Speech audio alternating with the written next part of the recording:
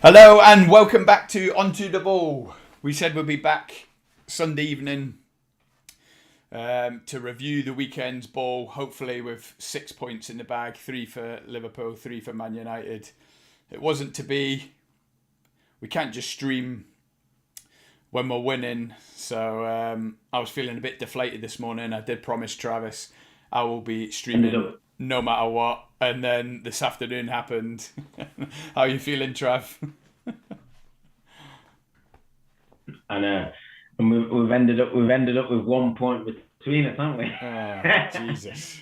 So yeah, It couldn't have it was gone a much tough worse. day, a really really tough day for us, man. Um, Really tough day. I thought about our stream on I Friday know, night and, yeah, and what I tough said. examination, but plenty to learn from. Yeah, I thought about the stream Friday night when I said Liverpool season starts tomorrow. I'm expecting a comfortable 3-0 win. And it was anything but. We scored 3 goals, but oh my god! But let's Oh kick off no, with same. what's freshest, and that's going to be Yeah, you, Man United, Man City. What a game! It's hard to go in on Man United because you've been Haaland, and then you've got Foden backing it up as yeah, well. They're incredible. I've no doubt they'll win the league, and the rest of us are they just are. playing catch up and just also Mm. rans. But it was a great game for a neutral, if I can be classed as a neutral. What were Yeah, you thinking? What was your overriding emotions? yeah. I mean, I think we really did lack like the physical element of the game in terms of you can talk tactics and stuff, but if you want to compete with a team like City, like you have to believe that you can firstly get a result, and the second thing is that you just have to stay with people. There's going to be moments in the game, no matter how well you're playing in a game against the opposition like City, where you just have to hang in there and you have to stay with people and you have to run and you have to put in what I call like the hard yards. Yeah, And I just think we let City get too comfortable too early in the game. Like the first 5 minutes when De Bruyne should have scored, or I think it was Foden straight afterwards as well, where we cleared it off the line. I just thought it's going to go one or two ways. Like we've got away with one, or it's just going to be like that for the rest of the first half. And it went the way that I didn't want it to go, where it was just wave after wave after wave of City attacks, just stretching our back line, pulling us from pillar to post really. And I think they got a lot of their joy just from like overloading midfield. Like I don't like to pick out the midfield because it is a team game when you're defending against such a team. Like everybody, like the wingers have to really tuck in and you have to make yourself compact. And that was probably the biggest surprise for me. Over the last 4 games, we have been really compact. Like we've not really played that well from an offensive standpoint, but we've been really hard to beat. And today was the opposite. We were very, very easy to penetrate, conceding chance after chance. We made a few good blocks, last ditch blocks. Keepers made a couple of saves, but yeah, again, you can't take away from City's brilliance, especially with the third goal, the De Bruyne pass to Haaland. That pass isn't even really on. Like it's not even on. Like Varane's in a decent-ish position. He probably thinks he's got Haaland within his side. We just sort of like whipped a ball in behind him. That just like put a bit of backspin on it so De Gea can't come, but it's just teasing, isn't it? It's like what can you do? Like you can't really defend that.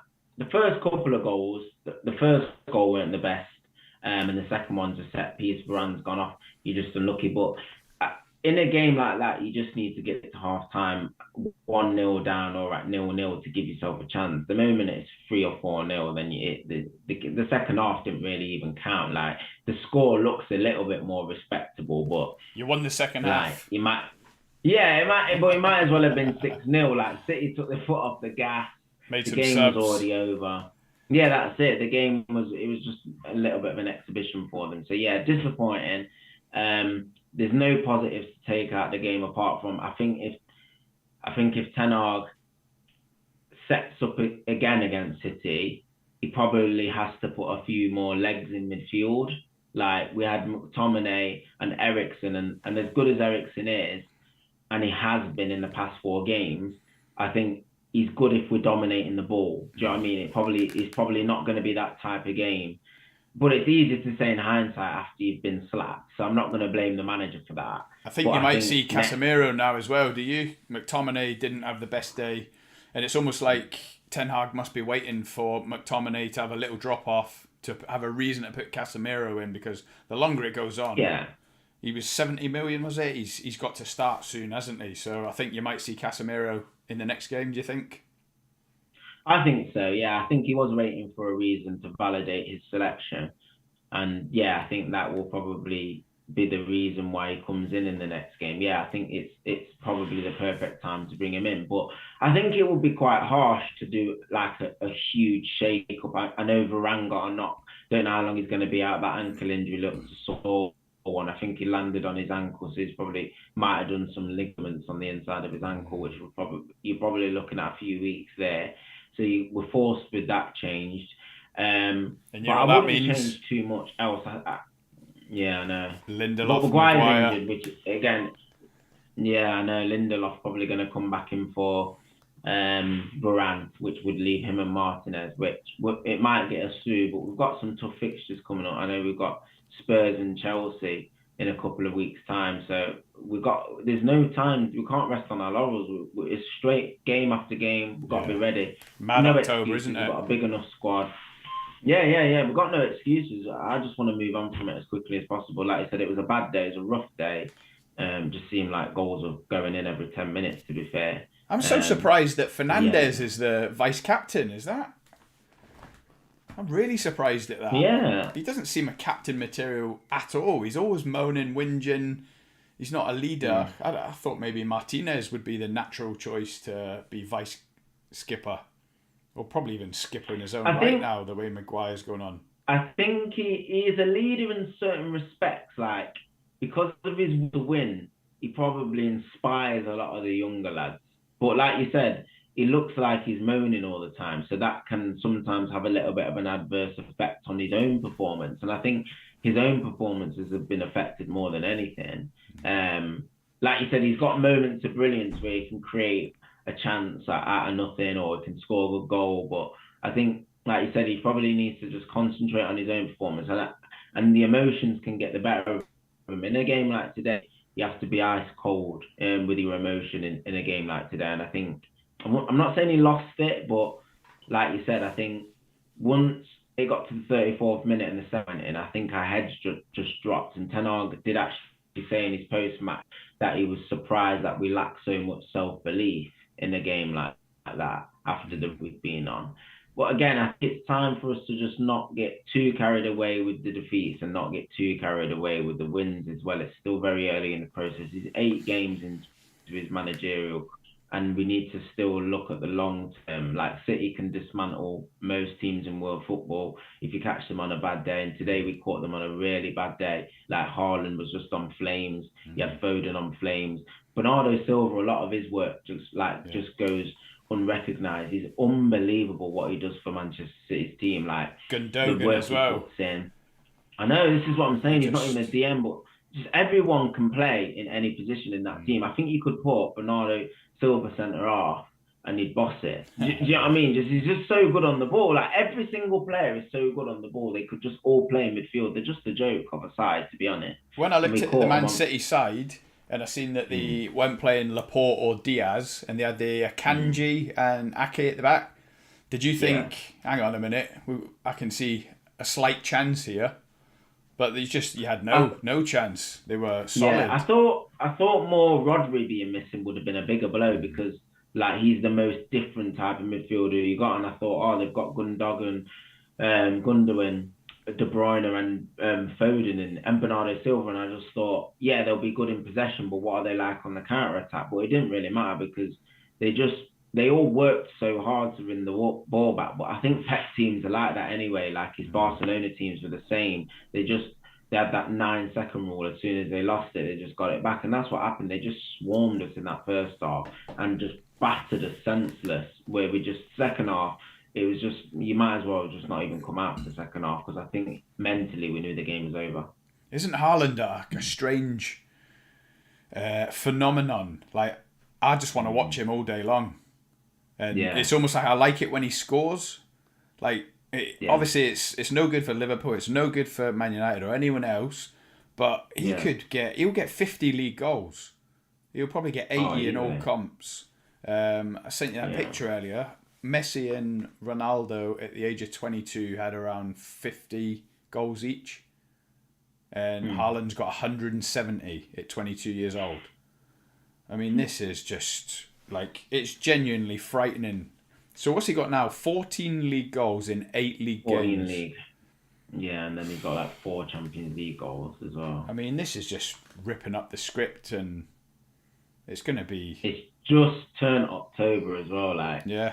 It's a joke, really, to be honest, when you think about it. Silly. I think what's so scary about him as well is that how he makes difficult things look easy. Do you know what I mean? So the easy stuff, he doesn't even really need to think about. But then things where he's like on the stretch and he's putting it in, like that De Bruyne goal, it's not... I know De Bruyne technically puts it on a plate for him, but it's still a difficult finish, like on the stretch. It's just such a difficult finish, and he just made it look so easy. I don't think that was on the plate. You think of how many strikers reach there.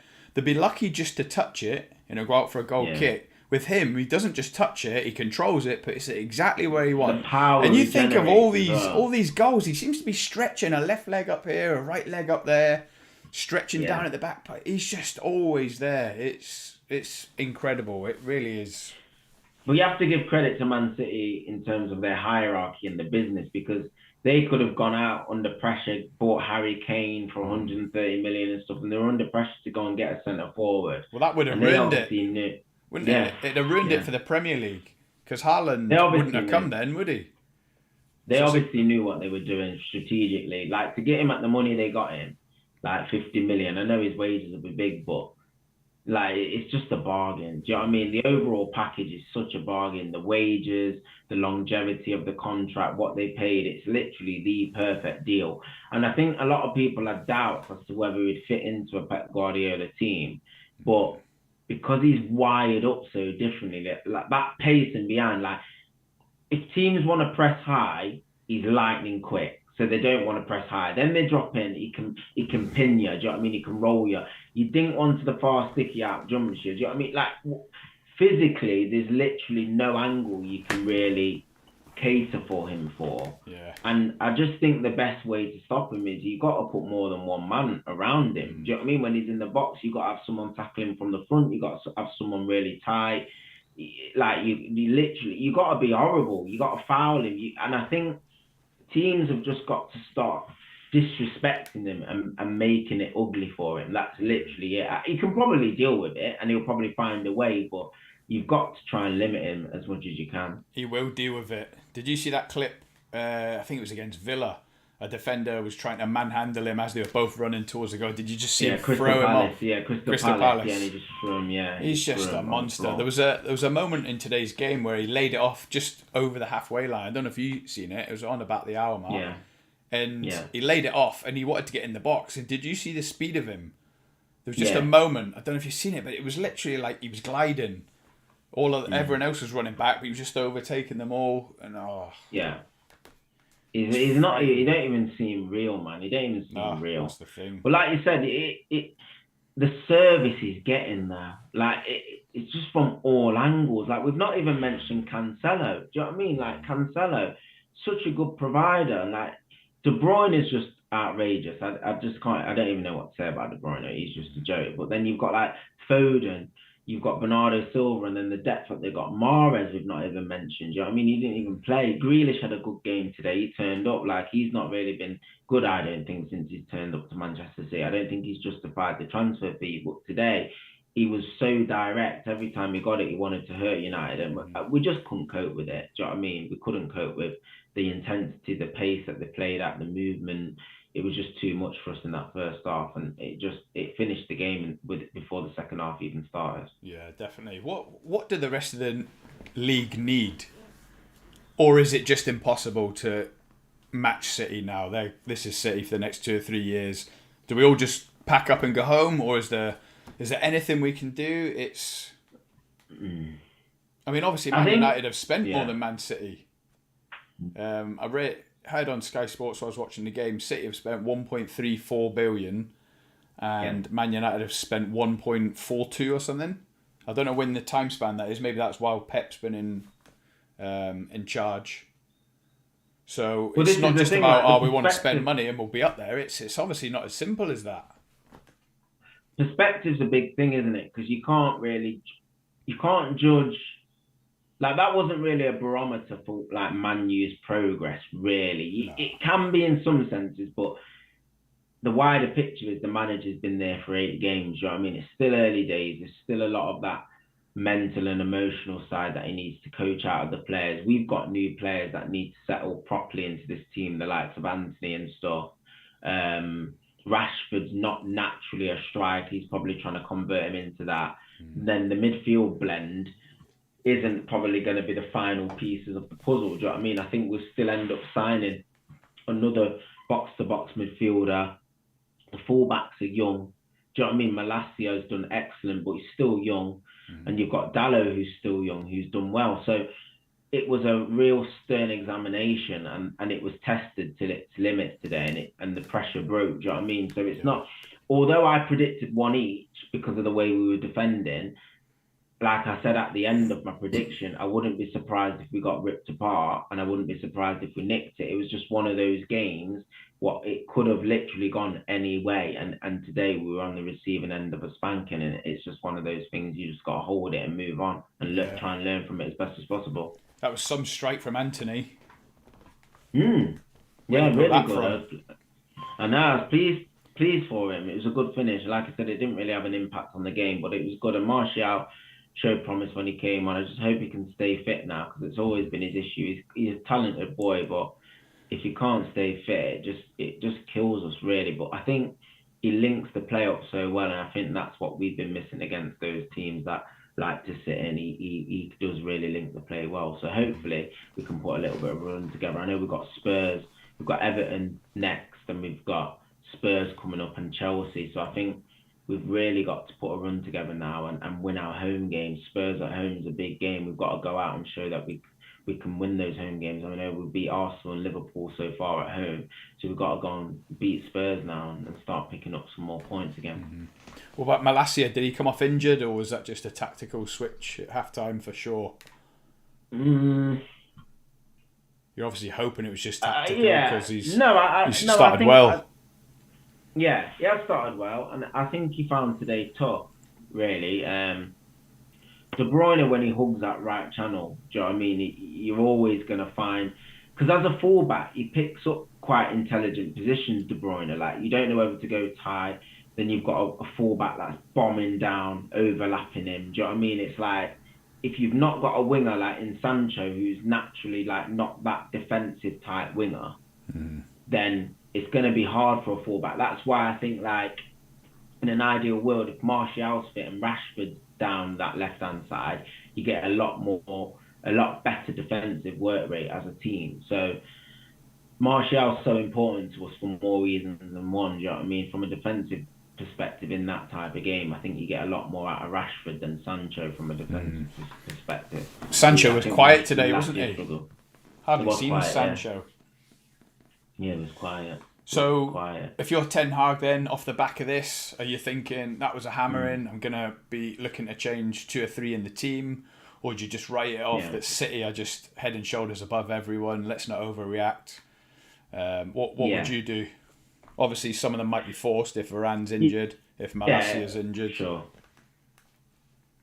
Yeah, it's not time to panic losing City like that. I know the fan base will be emotional, but a lot of our fan base are still holding on to this. We're Man United, you know what I mean? Them days are long gone. Them Fergie days. That still seeps into the fan base every now and again. Like we should be embarrassed. And obviously Roy Keane speaks in the same vein on TV, which fair play has been part of Man U's most successful era, and he's warranted that respect in order to say what he wants, which is fine. But I don't necessarily always have to agree with what people say. And from my perspective, I think, like, it is a rebuild. Do you know what I mean? Everyone was saying 8 games ago, United have to start fresh. Do you know what I mean? On the back of the Oli era, we're going to need a brand new team, brand new this, brand new that. So we're just off the back of winning 4 straight, conceding 3 goals, and we've had a 4-week break. we've been beat by Man City, probably the best team in the world. So it's not time to start like making whole changes and like start over analysing stuff. We just need to bounce back positively, and there's no better way to do. Friday night, just saying it'll be a routine 3-0 win. Brighton have lost their manager. It's like we've had a little mini pre-season, couple of weeks, no game, and it was anything but. We were lethargic. We were definitely off the boil. Trent Arnold had probably his worst game of the season, and that's saying something. That's off the back of obviously coming away from England, where so much focus was on Alexander Arnold and his omission from not only the starting lineup but then the squad for the second game. Based on yesterday, that's justified. The first goal you can forgive because he did slip, and it was a great goal by Trossard. I should probably start about talking about Brighton. I don't want to take anything away from Brighton. I was watching that game yesterday and I was straight on the internet checking out these players. Caicedo, Trossard, McAllister, checking their ages, checking where they come from. You know, I'm sitting there thinking, we've got to have our scouts scouting these players. That Alexis McAllister, Caicedo is obviously the next big thing. Fantastic. Trossard, checked him out. I mean, I've seen him before. I knew he was a good player, but he's 27, come from Genk. And all you can do is marvel. Even Welbeck looked at a baller yesterday. Welbeck was fantastic leading that line. Brighton have just got it going on. What's the new manager? De Zerbi, is it? De Zerbi, yeah. He is obviously come into a fantastic squad, and he must come in and just say to the players, more of the same. Yeah. What a team. They're going to be comfortable top 8. Not comfortable. They could gate crash the top 6 easily. Yeah. Easily. I agree. I don't know what the squad depth's like, but that first 11... And the mad thing about it, I'm sure we said it on the other stream, is they sold what would probably be regarded as their 2 best players. Neil Maupay. Neil Maupay went to Everton. Lamptey's not been playing. They've got a little bit of depth there in the squad as well. They've obviously got a philosophy that Potter's had, and they've just, like you said, they'll just continue that, and the manager will put his own spin on it. But they are a good side, and they'll cause troubles to a lot of top teams. I think from a Liverpool standpoint, you're going to be disappointed to come back and be leading 3-2 and then throw it away at the end. But this is a big blow. This is us all over at the minute. When we signed, obviously, Alisson, Van Dijk, we had Matip, Gomez, Alexander Arnold, Robbo. We just had this aura about us, and it was probably Van Dijk that was the catalyst for that. That if we go 1-0 up, we just felt so safe. And so we'll defend. We'll see out the 1-0. We'll try and nick a goal, get 2-0. It was all just calm, controlled. Right now, it's anything but. As soon as it went 3-2, you thought, I can just picture this now, 3-3. It's the Rocky Horror Show at the minute. You knew it was coming. But even before then, 1-0, they deserved it. 2-0, they deserved it. It could have been 3. It could have been 4. And obviously you sit there and you're thinking, look, Jurgen Klopp's the Messiah. Of course he is. He is the next best thing since Bill Shankly. However, he is human. Yeah. Luis Diaz should have started. Nunez needs a run of games now. And I know it's probably off the back of the international break. I don't know how many miles they've travelled when they got in, whether they're jet lagged, but it can work the other way. Give them 60 minutes. And if they're flagging, take them off. The game might be already won by then. I mean, Luis Diaz come on at half-time anyway, so that's 45 minutes. He changed the game, the momentum. But by then it was probably too little too late. Even though we went 3-2 up, we didn't deserve it. So we were riding our luck. But yeah, again, Alexander Arnold, like I say, not at fault for the first 2 goals, but he could have done better on both. Definitely the second one. He's having a real rough time. It's not just, he kind of gets not 1-2'd around because it's not 1-2, but he goes to the player with the ball. They just lay it off behind him. The runner goes in there, so you're thinking Matip should be there chasing the runner, and then you'd probably be relying on Fabinho to be folding in and give that extra protection. It's just not there. Yeah. It's like kamikaze defending at the minute, and even Van Dijk with the equalising goal, the near post. Yeah, it's just mad. He's missing it. But what's the vibe in the fan base? Like, being honest, because obviously you're going to read a lot of Liverpool stuff now. So when I scroll through Twitter, I'm seeing quite a bit about Klopp. I'll be honest. I'm seeing quite a bit about Klopp and people questioning him now. I've been talking today. Yeah, one of my friends has got a bit of theory that Klopp might have lost the dressing room. Right. No, I don't think so, because he's so popular and it is such a tight-knit dressing room. You can tell they all get on. Based on what? Based on what? I keep going back to it, and it's surely it, but it might be. I hope it isn't, but Salah's contract. Really? Yeah, it could easily be as that. You know, if you go to Man City, Man United, they're all on 300 grand a week. You go to Liverpool, it's only Salah.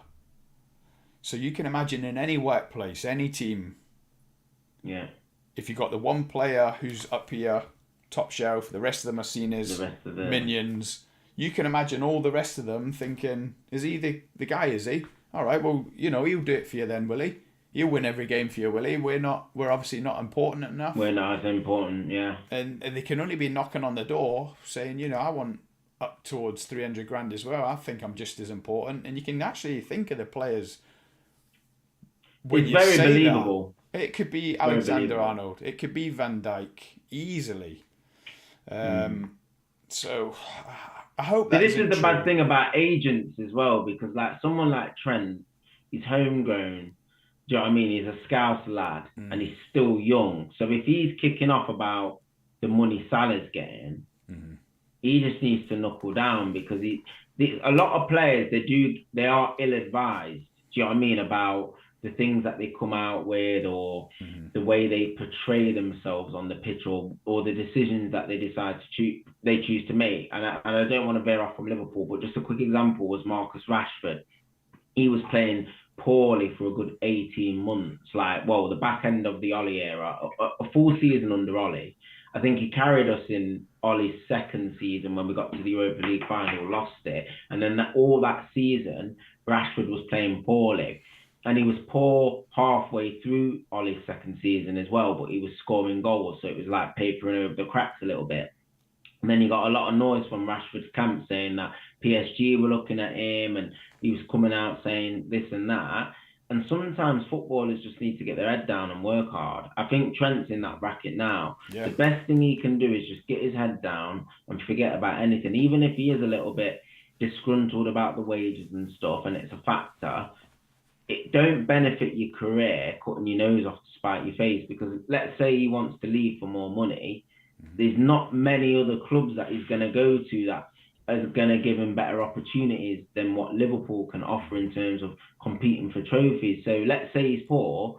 I'm not saying he's going to fall from grace like Dele Alli, but where is he going to go? Like, he's not playing well. Do you know what I mean? You have to be playing well still. Even if you're vexed about something, you still have to be playing well in order to engineer what you want to engineer. If he's not playing well, who's going to take him? Do you know what I mean? And this is the thing, like... And there's the rub with... yeah. Obviously, when you talk about Alexander Arnold, you can say that. You know, you still should be at the top of your game, and your next contract, that'll be you when you're 25, 26. That wouldn't explain it for Van Dijk, though, because he's obviously 31 now. So he, in his head, must be thinking, that was my chance to have the 300 grand a week. I'll never get it now. And he might be down in tools a little bit, saving himself for the World Cup, whatever way you want to spin it. But yeah, it was... We wanted it to be the start of our season yesterday, and it was anything but. It's just more of the same. Another draw, another home draw with it as well. You've got to win your home games. But again, I don't want to seem like I'm kicking Klopp, because I probably won't say this if we ever end up with... You're a bit there. You're starting to turn a little bit. I can see the cogs turning a little bit. No. Honestly, I will happily see Klopp sell the whole squad and start again. That's what I think. But at the same time, what I'm about to say, right, first of all, bringing on 37-year-old James Milner at left back, it made no sense at all. No sense. Tsimikas has been patient for a year now. He's going to get a shot a couple of games in a row. He must be saying, I'll play 90 minutes every game. So it made no sense from that perspective. But at the same time, Klopp might be being clever. I don't think he's been backed in the transfer market. So he might be saying, look what you're making me do. I have to play James Milner, centre mid, right back last game, left back this game. He might be trying to say to the owners... Sending a message to the board. Yes. And my God, he sends a message, because every time Milner gets on the park now, it is almost like a bit defeatist. Isn't it? Yeah, it's a bit like, this is obviously how bad it's got, that we've got Milner it's right back. It's a hard watch, man. Yeah. He shouldn't be putting him through that as well. It's not fair on Milner either. But I don't think it was fair on Tsimikas. Like I say, he's been so patient and he's a popular member of the squad. And I thought he must have a good character about him, because if you're not playing, you might go into yourself a bit. I don't feel part of it, but he's a real popular member of the squad. You think he must be a great guy. He's been patient, and now you're taking him off on 65 minutes. But it doesn't get any easier for you, does it? I mean, you got Arsenal now. Are you at home or away at Arsenal? We're away at Arsenal. Away at Arsenal, yeah. And then we've got Man City at home. They're the next two league games. But yeah, just to stick the final boot in on Klopp. If you catch Man City, on a day like you did today, that is going to be absolutely dreadful. Yeah, I'm already. Because you are shipping goals in a minute. You conceded 3 yesterday, 4 in Napoli. Do you know what I mean? You're not watertight, are you? So you catch City you catch City like that, that's going to be a struggle. I think that's where Klopp's got to look at it a bit and maybe try to give a bit more protection. Maybe try to go 4-2-3-1.